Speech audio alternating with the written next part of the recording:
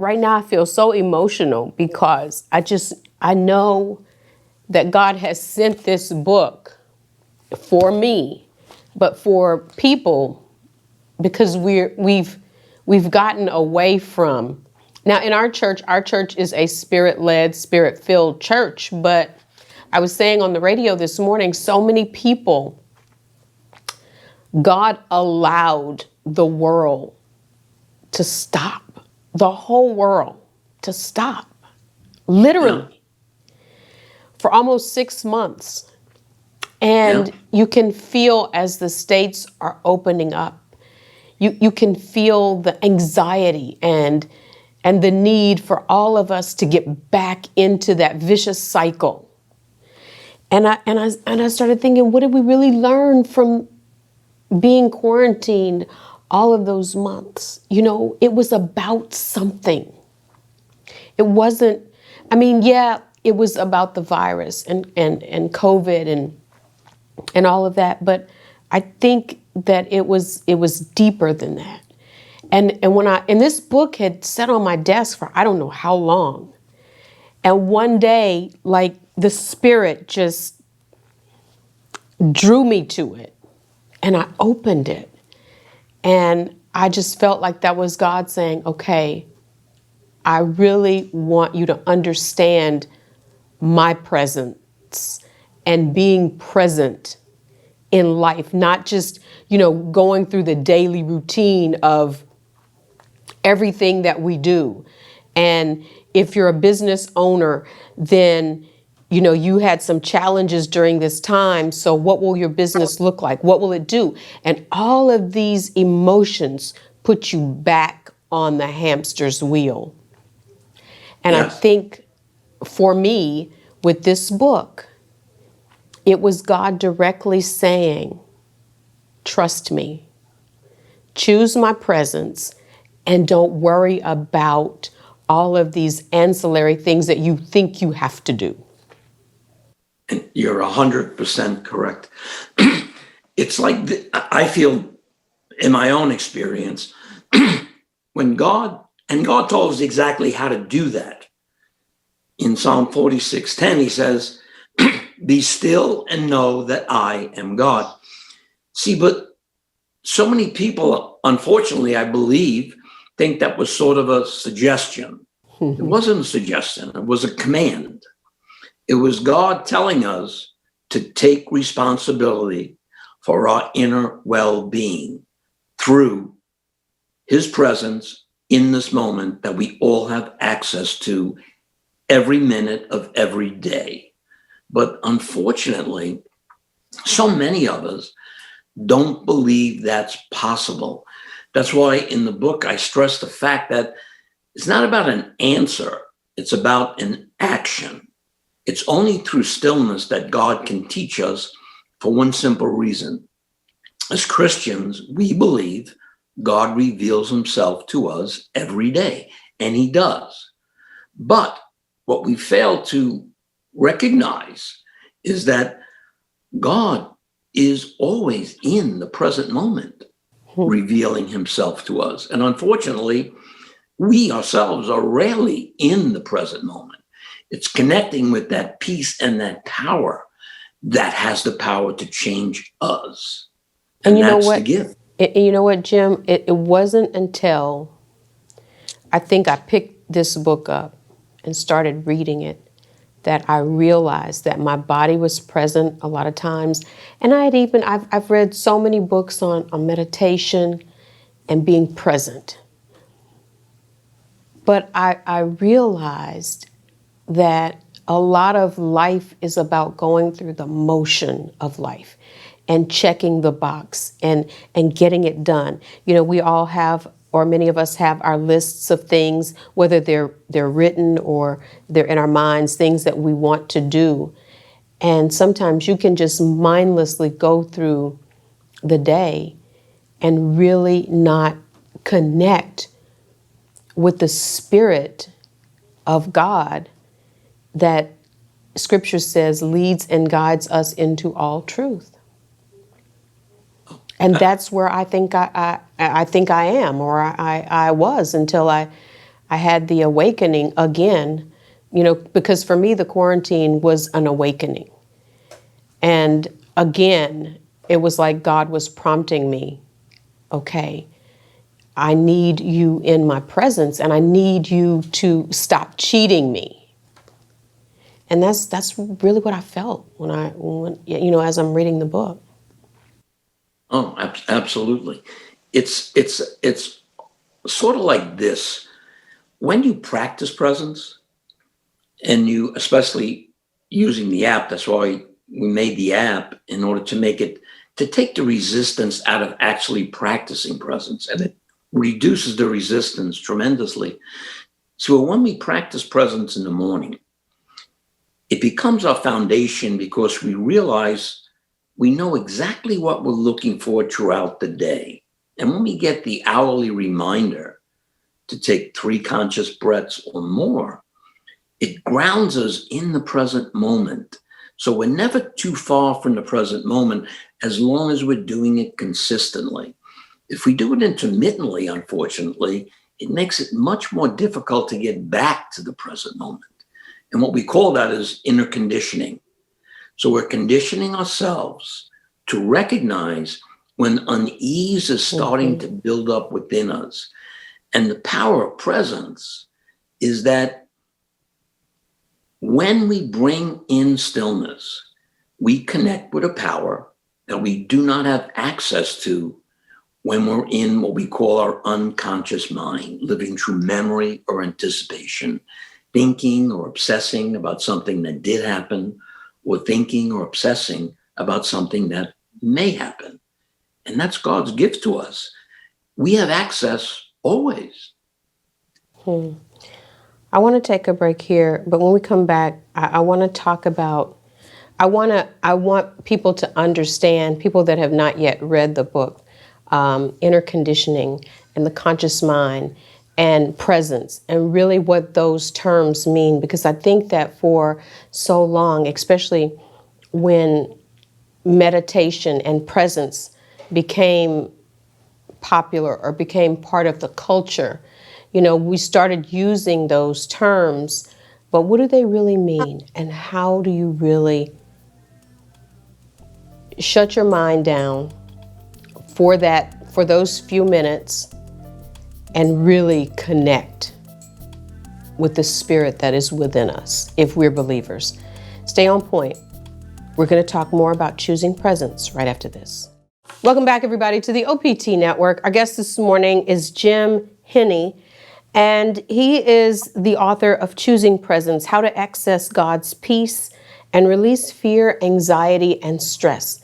And so many people, Jim, talk about how to do that, but never before have I felt like I really had a guide. You know, the app sort of gives you a guide.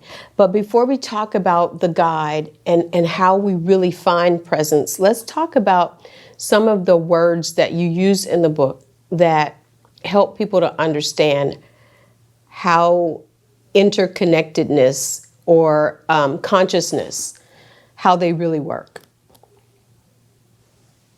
Okay. Well, first of all, if you're reading the book, everything starts with stillness. Now, when we actually become still, and naturally still through breath, because breath is spirit. And as we become still, once we stop the distractions, there always is initially calmness, but that calmness evolves into a sense of peace. And what everyone has to ask themselves, well, where does this peace actually originate? Where does it come from? It doesn't come from me. I can't create it and I can't control it. I can only be present to it. So what it is a power greater than us working through us. But the access point is always stillness. And without stillness, we're not going to get very far, because we cannot think our way into presence. But We can't do, think our way into presence. correct. Wow. But we do far too often think our way into anxiety and stress and worry, which diminishes our self-esteem. And that's probably, not probably, it is the biggest problem in our society today.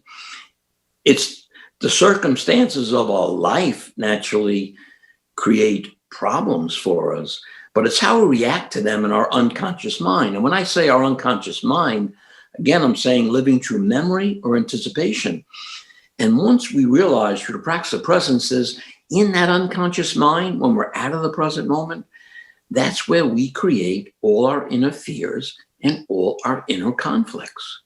And God has told us simply how to resolve that, how to allow Him to resolve that. And the peace and presence of the present moment, that is what resolves it. But in order to have confidence in it, we have to do it consistently. And so you talk about inner conditioning, and then you talk about, not necessarily in this order, but ego. Let's talk about ego first. Yeah. If we identify, give you an example, if we asked ourselves, anytime we had fear, anxiety, worry, lack of self-esteem, felt alone and isolated, and we said to ourselves, am I present in this moment? 100% of the time, the answer will be no. And that negative energy comes from our negative ego. Now, on the other hand, anytime we felt calm, peace, love, connectedness, and we asked ourselves, am I present right now in this moment? 100% of the time, the answer is yes. So once we realize something very important, our ego is insecure and fear filled. It cannot penetrate our presence. It can only penetrate our absence. And that is when we are out of the present moment, because then we are actually out of reality. And our negative ego creates stories in our mind that we totally believe when we're unconscious. It's only coming into the present moment when we get a true perspective of reality now. That's God's gift to us. Okay, I think somebody missed that, because the ego, I mean, the ego can act in a negative or a positive way, can't it? Oh, there's certainly a positive ego. That's why I say negative ego energy. Positive ego energy is when we're doing something for all of us, for my brother, for my sister. That's positive ego. And we do that a lot. We do that as parents. We do that as, I've been working in the jail system for over 20 years. I work with the homeless. That's positive ego. But also, when we create all this inner negativity, that is absolutely our negative ego that is guiding us, because we are unconscious, living through memory or anticipation. And I guess the key thing that I'm trying to figure out on this journey, because I was telling you that, I think reading the book, you have to just take it in small doses, because really the natural mind wants to try to think its way through it, because that's the ego, I guess, thinking that you can somehow figure this thing out. The thing that you've never figured out, but you're trying to convince yourself that you can. And I'll give you an example. So in the mornings, for the last maybe 2 weeks, I've started the morning practice of stillness. And so I wake up and I'm making sure that I follow the specific instructions of how the morning practice should be. And so you write that you should either sit in a comfortable chair, you should go to a comfortable place, quiet place, or you should sit on the floor. And so I choose the floor. And then we're taking in the breaths, and we're placing our hands over our hearts because of the energy that's there. But sometimes even in focusing on the breath and filling my lungs with air, my mind will still drift off. And you write about what we should understand about that. Tell us about that. Yes. Like even when we are practicing presence and let's say thoughts come into our mind, what we have to do is just watch them. Because when we watch them, what happens is they dissipate. Because as we become more present, even thoughts popping into our mind cannot penetrate our presence. But it's all about, again, inner conditioning, starting that morning practice. And as we do it, and then especially throughout the day, every hour, taking those 3 conscious breaths, it gives us a sense of empowerment that we know how to stop the inner fears and conflicts that we create when we are unconscious. And it's all about that inner confidence. And the inner confidence only comes from consistently practicing presence. And the app makes that so easy.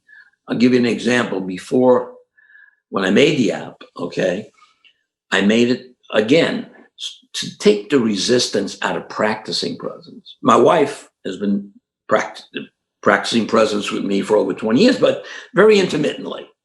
She'll do it for 2 days a week and sometimes 3, and then she'll skip a week or 2. Since we started using the app every day, she has not missed a day, which tells me this works for the average person. The average person that says, I have so much, I'm so busy and I just don't have time to meditate, to practice presence. When you use that app, it immediately, I feel, calms you down. It does. And walks you through some very important steps, meaning that how important it is to make the practice a foundation, meaning that when you practice presence in the morning, you know exactly what you're looking for. And then as you start taking 3 conscious breaths every hour, again, you're reinforcing. And you may not have the same inner experience during the day as you do in the morning when you do it for 20 minutes, but you definitely will have moments of inner calm and inner peace that we simply do not have without bringing in stillness. Let's take a break here, but when we come back, I want to talk about if this can work for anybody. And I want you to speak to those people that are feeling fear and anxiety. You're in California. There's fear in California about the fires. We're in Louisiana. There's fear about the hurricanes, fear about the pandemic, anxiety, stress. The list goes on and on and on. And how we help people to make an intention to practice presence. Stay on point. We're back after this. Welcome back, everybody, to the OPT Network. Our guest this morning is Jim Henney, and we're talking about choosing presence, how to access God's peace and release fear, anxiety, and stress. And so in the last segment, I talked about all of the things that are happening around people. People have been displaced in Louisiana, still trying to recover from the hurricane, not knowing what the future is going to hold. Parents that have kids in school are trying to figure out, should they continue to virtual learn? Should I put them in the classroom? Just all sorts of balls in the air. And I want to know, for people who may say, you know what, I don't necessarily have a relationship with any deity. Can this work for me? What do you say to those people? The answer is absolutely yes. Now, it can't work, obviously, unless you actually do the practice. Right. And when you do the practice, let's say you're not a big believer, okay? As you do the practice and you start slowing down all the inner negative dialogue, and you start feeling calm, and you start eventually feeling a sense of peace, the first thing you have to ask yourself is, where does this originate, this peace? It certainly doesn't originate from me. Right. And when you answer that question to yourself, then you start to realize that there truly is. Now, you may not say it's God. You may say it's a higher power, or you may say it's a life force. No matter what words you use for it, you know that there's something beyond you working through you when you become still inside. See, the practice of presence, here's the real gift. It answers three very important questions that have an enormous effect on our inner well-being. And the first question is, do I know why I'm at peace? And it answers that. And the second question is, do I know why I am not at peace? And it answers that. And the third question, most important, if I am not at peace, do I know how to come back to peace? And by answering those three questions, that frees us from the inside. That empowers us to know that we are taking responsibility for our inner well-being through the peace and the power of the present moment, which is God's spiritual energy. But what people make the mistake sometimes when they meditate, practice presence, is that they do it intermittently. And unfortunately, doing it intermittently doesn't inner condition us. Because if we practice presence in the morning and then only take 3 conscious breaths once or twice a day, the problem is we build up all that negative energy within us, makes it much more difficult to get back to the present moment. And sometimes people will say, well, I don't have time, I'm too busy. No, that's not really true. Because who doesn't have time to breathe? You can take 3 conscious breaths. As I'm talking to you, you could be taking them. Right. When we're driving, when we're working, when we're with people, when we're alone, it doesn't matter.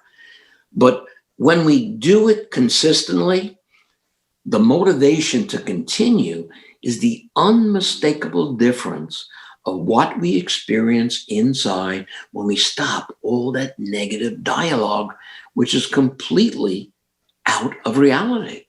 Reality is this moment. And in this moment, we do not create fear and anxiety and worry. And so we're really creating that for ourselves then, aren't we? With the Absolutely. negative dialogue. And I was thinking about that this morning as I was walking over to have this conversation with you. And I was just sort of in my mind going over this event that happened in my life that is a past event. And I was saying, God, why can't I let that go? And at this moment, I just realized that we don't let things go because we don't want to. I mean, we say we want to, but if we want to, then why don't we just let it go? And the reason we don't let it go is because when we have that inner fear, inner conflicts about any situation, it's always in an unconscious state. And in an unconscious state, we ourselves are not stable. We ourselves are insecure. When we get into the stability and security of the present moment, to the peace and power that we always experience there when we bring in stillness, then we make the right decisions. Then letting go isn't very difficult because we found something far, far better. And that's God's spiritual energy. I like the chapter where you talk about it takes courage to stop negative thinking and gossip. It takes courage to do that. It takes courage to let it go. It really, really does. And I think that a lot of times we hold on to things because we do have that fear that if I let it go, it's going to happen again. Or if I let it go, what will be the outcome of letting it go? Not just trusting that you can't control it anyway. You can, right. Even if you don't let it go, you still can't control the future. And I think for me, that's why holding on to a thing seems like I'm helping myself, but really and truly we're hurting ourselves by holding on and not trusting God. For me, it is God. Trusting God to take care of me in every situation. Yes, absolutely. And what you're saying is so common to each of us. If I go back 20 years more than 20 years when I first started practicing presence, I had this feeling as I'm taking 3 breaths, throughout the day, that if I stopped thinking, I was going to miss something, And what I realized, and I was right, but what I was going to miss was all the misery I create when I'm in an unconscious state. So as we practice presence and the inner confidence builds through inner conditioning, it becomes not a very difficult thing to stop the negativity, not when it takes us over, but before it takes us over. Because it always starts with thought, then a negative emotion, then a negative reaction. As we become more present, we stop at a thought before it hits negative emotion and negative. And that's the power of God's presence. Wow. Let's get a break here. When we come back, we're going to tell people how we can connect with the book and how you got so wise in finding presence. Stay on point. We're back after this. So what do you want people to know, Jim? Because that really has really been all about me. Well, for me personally, is, look, God has told us how to stop our inner fears and inner conflicts. There are too many people suffering that do not have to be suffering.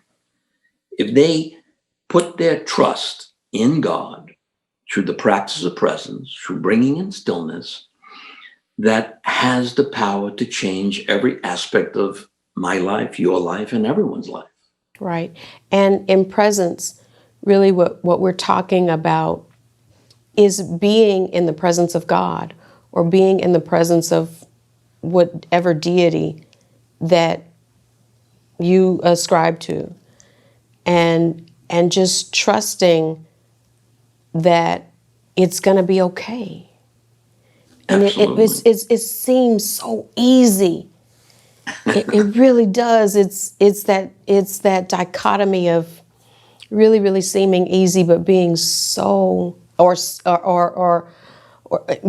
seeming simple, but really it is a challenge. Yeah. Well, it's a challenge until we realize that we're not doing the changing. All we're doing is bringing in stillness, and each of us can do that.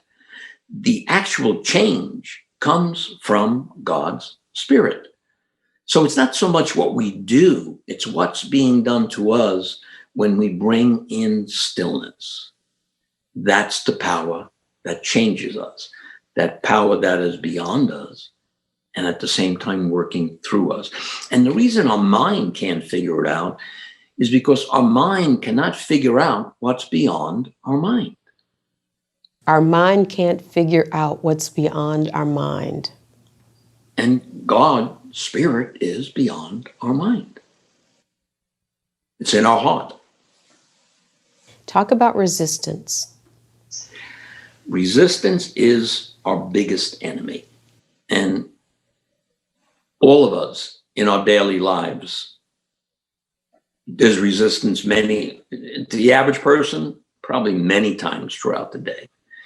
And the only thing that stops resistance to doing the practice of presence is the experience we have when we bring in stillness and the realization that we really do, as God said, have a connection to his Spirit, to know he is God. Knowing is very important because knowing is different than believing. Believing is good.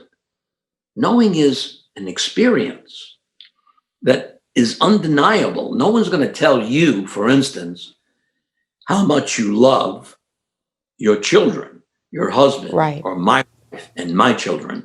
No one's going to tell me I don't love them. It's innate in me as it is in you. And that is what the practice of presence, that is what God instills in us.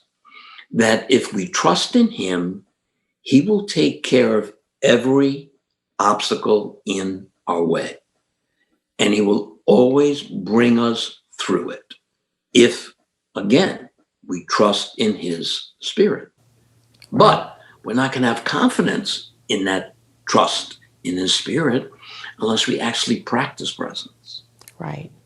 And in presence is where the fullness of joy is what Scripture says. But in that presence is also relational, don't you think? Oh, absolutely. 100%. Yes. That's what it's all about. It's that intimate relationship with God. And the intimate relationship with God can only be done the way God told us to do it. And that is being still. Mm-hmm. Being still and spending the time. And I think, for a lot of people, we've worn this busy badge for so long that we feel like we're too busy. And when you were talking about intermittently doing it, I think that that's kind of been the path that I've been on, because I felt like, you just had to be still. But I'm going to get better, because when you learn better, you're supposed to do better. So one of the things I really, really appreciate, Jim, about the app is the way that the app allows you to check in with yourself. Yes. And it asks you, and the voice is so calm and so soothing. And the voice asks you how you feel. Do you feel peace? And if you don't feel peace, then you're dealing with that as well. Talk about the three questions that are so important. Oh yes, absolutely. Three questions are so important because it's sort of we're checking our spiritual progress. Right. A better word, in the sense of like the first question is, am I present now? As Right. we're taking in a deep breath and then we're letting and the breath it makes out. you think about it. Am I present, or is my mind racing? Am I present in this moment right now? Yes, absolutely. And then the second question is, how do I feel inside in this moment? And you answer that question as you breathe. And the third question, do I have a sense of peace at some level? And you'll immediately get a response. Right. And let's say you don't have a sense of peace, you just continue to take those breaths and a few more, and you will be there. And that's what God told us. And tell me about, the hands on the heart and the oxytocin and what that does. Yeah, the reason I put I had I can't think of the book I read, this was years ago, and it spoke about putting your hand over your heart. And when you put your hand over your heart and you breathe and meditate, okay, that you release. It helps release a hormone called oxytocin, which is a relaxing type of hormone. Funny example: my youngest son and his wife had their first child about 2 years ago, and in after my granddaughter was born, Valentina, she was on oxytocin in the hospital. Wow. As sort of a sedative. And I just took that as, wow, this is powerful stuff. But putting our hand over our heart helps release that hormone. But what's so good about the app is that it goes step by step about what our intention is. And intention is so important. If we don't have the right intention, what happens to our breathing, it just becomes a biological practice. But when we breathe with intention of connecting with God's spiritual energy, it becomes a spiritual practice. We're relying on the power of spirit to change us from the inside, so it changes everything we do outside. See, when you're present, you can't have resentments or anxiety or worry or lack of self-esteem. They don't exist in the present moment. They only exist when we're outside the present moment, in our unobserved mind, our unconscious mind. That's why we are our most stable, our most secure, and our most confident when we are consciously present. Wow. How do people get the book, Jim, and how do they connect with the incredible work that you're doing? Well, first, you can get the book on Amazon, okay? And naturally, the app is free. And that was the intention.